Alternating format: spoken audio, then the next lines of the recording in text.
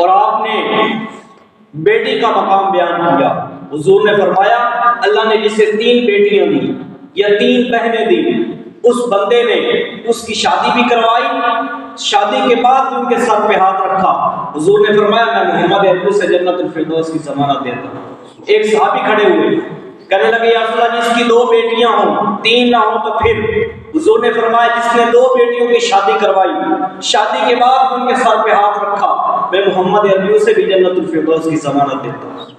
ایک اور صحابی کھڑے ہوئے کہنے لگے یا رسول اللہ جس کی 1 بیٹی ہو، حضور نے فرمایا جس نے 1 بیٹی کی پرورش کی، اس کی شادی کروائی، شادی کے بعد اس کے سر پہ ہاتھ رکھا، میں محمد عربی سے بھی جنت الفردوس کی ضمانت دیتا ہوں۔ یہ وہی بیٹی ہے جس کو زندہ دفن کیا جا رہا تھا، لیکن میرے نبی تشریف لے کے آئے، آپ نے بیٹی کا مقام بیان کیا۔ آپ فرمایا کرتے تھے لوگوں کی نسل چلتی ہے بیٹوں سے اور میری نسل چلے گی میری بیٹی فاطمہ سے۔ بیٹی کا مقام بیان کیا، ماں کا مقام بیان، وہ ماں جس کو وراثت کے اندر تقسیم کیا جا رہا تھا، جس طرح وراثت کے اندر تقسیم سامان تقسیم ہوتا ہے، یہ کرسی میری ہے، یہ پنکھا میرا ہے، یہ چیز میری ہے، یہ چیز فلاں چیز میری، اسی طرح ماں کو بھی تقسیم کر دیا جاتا تھا۔ لیکن جب میرے نبی آئے حضور نے بتایا الجنت تحت اقدام الامہات، اللہ نے ماں کے قدموں کے نیچے جنت کو رکھا ہے۔ اور حضور نے فرمایا کاش میری ماں زندہ ہوتی، میں عشاء کی نماز کے لیے مصلی پر ہوتا، سورۃ فاتحہ شروع کر چکا ہوتا، میرے گھر کا دروازہ کھلتا اور میری ماں مجھے 1 مرتبہ کہتی بیٹا محمد، نماز توڑ کے اپنی ماں کی بات سنتا۔ اور میں آپ کو بتا رہا ہوں آپ کے لیے بھی کامیابی کا راز یہی ہے، اگر آپ لوگ کامیابی چاہتے ہیں تو اپنے والدین کے فرمان بردار بنیں، والدین کی بات کو مانیں، ان کے کہنے کو مانیں، آپ کامیابیوں کی سیڑھیوں پر چڑھتے چلے جائیں گے۔ اور جو لوگ والدین کے نافرمان ہوتے ان کے بارے میں آپ کو ایک واقعہ بتا دیتا ہوں۔ مالک بن دینار کہتے ہیں میں حج کے لیے گیا ہوا تھا، میں نے خواب کے اندر دیکھا کہ سارے لوگوں کا حج قبول ہو گیا، صرف 1 بندے کا حج قبول نہیں ہوا۔ کتنے لوگ، لاکھوں کے حساب سے لوگ وہاں پہ جمع ہوتے ہیں، سب کا حج قبول ہو گیا، صرف 1 بندے کا حج قبول نہیں ہوا۔ تو میں نے خواب کے اندر اس سے پوچھا کہ وہ کون بندہ ہے جس کا حج قبول نہیں ہوا؟ تو مجھے بتایا گیا وہ محمد بن ہارون بلخی ہے جس کا حج قبول نہیں ہوا۔ مالک بن دینار کہتے ہیں میں اس کی تلاش کے اندر نکلا، جہاں پر بلخیوں کے قبیلے خیمے لگے ہوئے تھے وہاں پر میں گیا اور میں نے لوگوں سے پوچھا بھی محمد بن ہارون بلخی تم میں سے کون ہے؟ تو لوگوں نے مجھے بتایا کہ اپنے خیمے کے اندر فلاں جگہ پر وہ نماز پڑھ رہا ہے۔ میں جب وہاں پر پہنچا تو میں نے دیکھا کہ وہ نماز پڑھ رہا ہے، میں بڑا حیران ہوا، میں سوچ رہا تھا کہ یہ بندہ اپنی عبادت کے اندر مشہور ہے اور مجھے خواب کے اندر بتایا گیا ہے اس کا حج قبول نہیں ہوا۔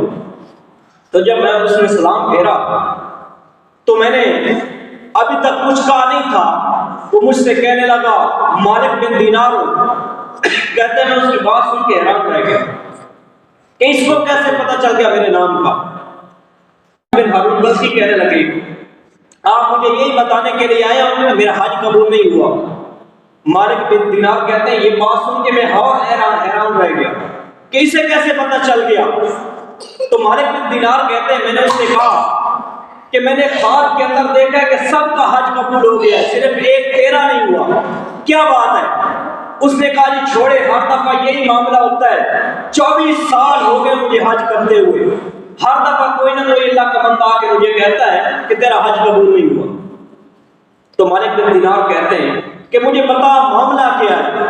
محمد بن ہارون بلخی کہنے لگے رمضان المبارک کا مہینہ تھا، میں شراب پی کے گھر آیا، میری ماں تندور پہ روٹیاں لگا رہی تھی، میں نے ماں سے 1 روٹی مانگی تو میری ماں کہنے لگی محمد بن ہارون رمضان المبارک کا مہینہ چل رہا ہے اور تجھے شرم نہیں آتی تو شراب پی کے گھر آ گیا ہے، مسلمانوں نے روزہ رکھا ہوا ہے۔ محمد بن ہارون بلخی کہتا مجھے غصہ آیا، میں نے ماں کے منہ پہ تھپڑ مارا، میری ماں جا کے تندور کے اندر گری، لوگوں نے مجھے کمرے کے اندر بند کر دیا۔ جب مجھے صبح ہوش آیا تو میری جو بیوی تھی وہ اپنا سامان سمیٹ رہی تھی، اب میں نے اس سے پوچھا کہاں کو چلی تو وہ کہنے لگی میں ماں کے قاتل کے ساتھ نہیں رہ سکتی، کا کیا معاملہ ہوا؟ کہ تو نے ماں کے منہ پر تھپڑ مارا، وہ تندور کے اندر جا گری اور لوگوں نے اس کا جنازہ بھی پڑھ دیا ہے۔ محمد بن ہارون بلخی کہتے ہیں جس ہاتھ کے ساتھ میں نے اپنی ماں کو تھپڑ مارا تھا وہ ہاتھ میں نے کاٹ دیا، میرے پاس ہزاروں بکریاں تھیں، ہزاروں اونٹ تھے، وہ میں نے صدقہ کر دیا اللہ کے راستے کے اندر، اور اس سال سے لے کر اس دن سے لے کر 24 سال ہو گئے مجھے حج کرتے ہوئے، ہر دفعہ ہر سال حج کے لیے آتا ہوں، 24 سال ہو گئے، ہر دفعہ مجھے یہ جواب ملتا ہے کہ آپ کا حج قبول نہیں ہوا۔ یہ والدین کے نافرمانی کی سزا ہے، یہ ماں کی نافرمانی کی سزا ہے۔ حضور نے فرمایا اللہ ہر سزا آخرت کے اندر دے گا، ایک والدین کی نافرمانی کی سزا ہے جو بندے کو دنیا کے اندر بھی ملے گی اور آخرت کے اندر بھی ملے گی۔ حضرت علقمہ رضی اللہ تعالیٰ عنہ حضور کے صحابی ہیں، حضور کے پیچھے نمازیں پڑھنے والے۔ صحابی کا مقام آپ کو پتہ ہے؟ صحابی کا مقام پوری دنیا کے کتاب اور ابدال، پوری دنیا کے ولی، پوری دنیا کے پیر سارے اکٹھے کر لیے جائیں، ایک صحابی کے ٹوٹے ہوئے بال کے برابر نہیں ہو سکتے۔ یہ صحابی کا مقام ہے۔ حضور کا صحابی حضرت علقمہ زبان پہ کلمہ نہیں جاری ہو رہا۔ ایک مرتبہ نا حضرت عبداللہ بن مبارک سے کسی نے پوچھا حضرت امیر معاویہ کا مقام زیادہ ہے یا حضرت عمر بن عبد العزیز کا مقام زیادہ ہے؟ آگے سے حضرت عبداللہ بن مبارک نے جواب دیا حضرت امیر معاویہ جس گھوڑے پہ سوار ہو کے حضور کے ساتھ جنگ کے اندر شریک ہوئے، اس گھوڑے کے ناک کے اندر جو مٹی پڑی عمر بن عبد العزیز اس مٹی کا مقابلہ بھی نہیں کر سکتے۔ یہ صحابی کا مقام۔ تو حضور کے صحابی حضرت علقمہ حضور کے پیچھے نمازیں پڑھنے والے، حضور کے ساتھ جہاد کے لیے جانے والے، لیکن زبان پہ کلمہ نہیں جاری ہو رہا۔ ایک بندہ آیا، اس نے حضور سے کہا یا رسول اللہ علقمہ کی زبان پہ کلمہ نہیں جاری ہو رہا۔ حضور خود تشریف لے کے گئے۔ یہ میں والدین کی نافرمانی کی سزا آپ کو بتا رہا ہوں، والدین کی نافرمانی کا انجام آپ کو بتا رہا ہوں۔ حضور خود تشریف لے کے گئے، آپ نے دیکھا کہ علقمہ کی زبان پہ کلمہ نہیں جاری ہو رہا۔ آپ نے کہا بیٹا علقمہ کلمہ پڑھو، کہنے لگے یا رسول اللہ مجھ سے پڑھا نہیں جا رہا۔ حضور نے فرمایا والدین میں سے کون زندہ ہے؟ کہا جی میری ماں زندہ ہے۔ حضور نے فرمایا علقمہ کی ماں کو بلایا جائے۔ علقمہ سے پوچھا ماں تجھ سے خوش ہے یا ناراض ہے؟ تو حضرت علقمہ کہنے لگے یا رسول اللہ میری ماں مجھ سے ناراض ہے۔ ماں کو بلایا گیا، ماں کو نہیں پتا بیٹے کے آخری سانس چل رہے ہیں، ماں کو نہیں خبر کہ علقمہ کے آخری سانس جاری ہے۔ حضور نے فرمایا بیٹے سے کوئی شکایت؟ علقمہ کی ماں کہنے لگی ہاں یا رسول اللہ شبے دار بہت ہے، روزے دار بھی بہت ہے، روزے بہت رکھتا ہے، نمازیں بہت پڑھتا ہے، ساری رات مصلے پہ ہوتا ہے، لیکن جب بھی مجھ سے بات کرتا ہے میرے سینے کو چیر کے رکھ دیتا ہے۔ عربی کا ایک مقولہ ہے جراحت السنان لحتیام ولا یلتام ما جرح اللسان، کہ تیر و تلوار کے زخم ٹھیک ہو جاتے ہیں، زبان سے لگایا ہوا زخم جلدی ٹھیک نہیں ہوتا۔ علقمہ کی ماں یہی کہہ رہی ہے کہ جب بھی مجھ سے بات کرتا ہے میرے سینے کو چیر کے رکھ دیتا ہے۔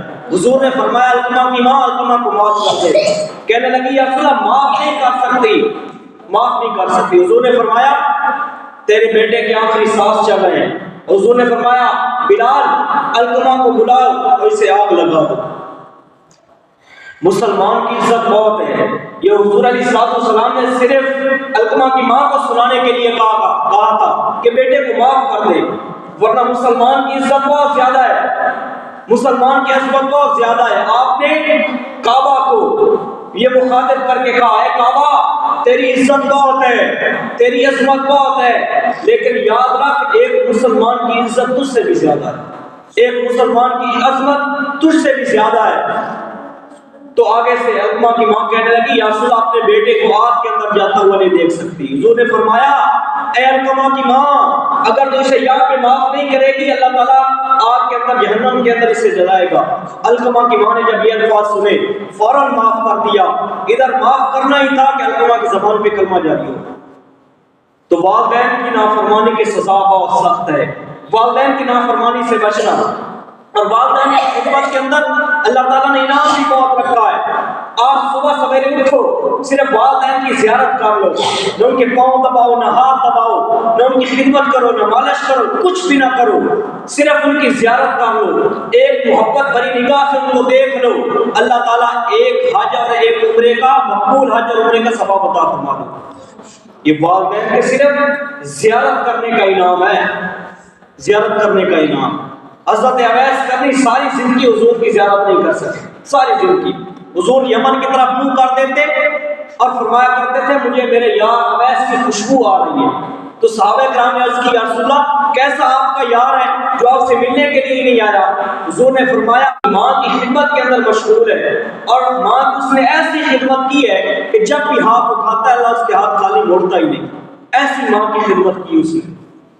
تو حضور نے حضرت عمر اور حضرت علی کے ذمہ لگایا تھا۔ حضرت عمر کا مقام دیکھیے، حضور فرما رہے لو کان بعدی نبی لکان عمر، اگر میرے بعد کوئی نبی ہوتا تو عمر ہوتا۔ حضرت علی کا حضور نے ہاتھ قریب کیا، اپنے سینے کے ساتھ لگایا، حضور نے فرمایا علی تجھے مبارک ہو، جنت میں تیرا گھر میرے گھر کے سامنے ہوگا۔ یہ صحابہ کا مقام ہے، لیکن حضور فرما رہے اے عمر اے علی اویس سے دعا کروانا، اویس سے دعا کروانا۔ اویس جب بھی ہاتھ اٹھاتا ہے اللہ اس کے ہاتھ خالی موڑتا ہی نہیں۔ تو حضرت عمر اپنے خلافت کے دور کے اندر ہر سال حج کرتے تھے اور لوگوں سے پوچھتے تھے بھائی کوئی اویس؟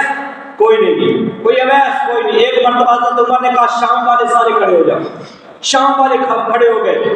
حضرت عمر کہنے لگے مراد قبیلے کے کھڑے رہو باقی سارے بیٹھ گئے، ایک بندہ کھڑا رہا۔ حضرت اویس کے بارے میں پوچھا تو آگے سے اس کا وہ چچا تھا، وہ کہنے لگا اس کے بارے میں آپ کیوں پوچھ رہے ہیں، وہ تو پاگل سا ہے۔